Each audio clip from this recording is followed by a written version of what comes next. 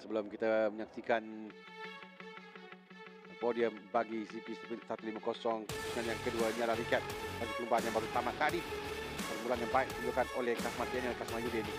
Serang di depan, kemudian Nazrul Izzat bermula petak kelima menuntut laju ke hadapan untuk memberikan sokongan pada rakannya Kasmat Daniel dan untuk menyekat Ahmad Afif Amran.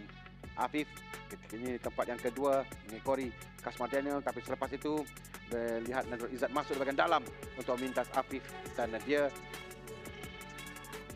bersama dengan Kasma yang berada di urutan 1 dan 2, dan pada ketika dia juga mendahului perlumbaan. Lalu Kasma mengambil alih kembali tempat yang pertama dan memimpin perlumbaan dari peringkat awal.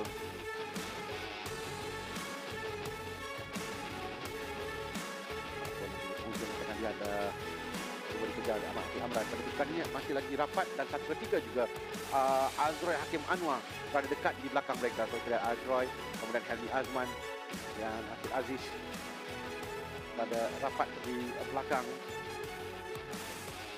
Tapi selepas itu ini Darwish yang jatuh tadi. Afiq Aziz yang masuk ke bahagian dalam untuk memintas dan terus berada di depan untuk mengejar Helmi Azman. Tapi ini kan di mana 3 lap lagi akan tamat. Mulai nampak Nazrul Izzat, tapi lepas itu hanya ada Ahmad Amran sahaja, dan 32 Ahmad Helmi Azman, dan di belakangnya Ahmad Akhil Aziz. Jadi ada jarak yang selesa 1, 2, 3, 4. Ini kan yang selesa untuk pelumba-pelumba di atas podium. Untuk Kasma menamatkan perlumbaan di tempat yang pertama.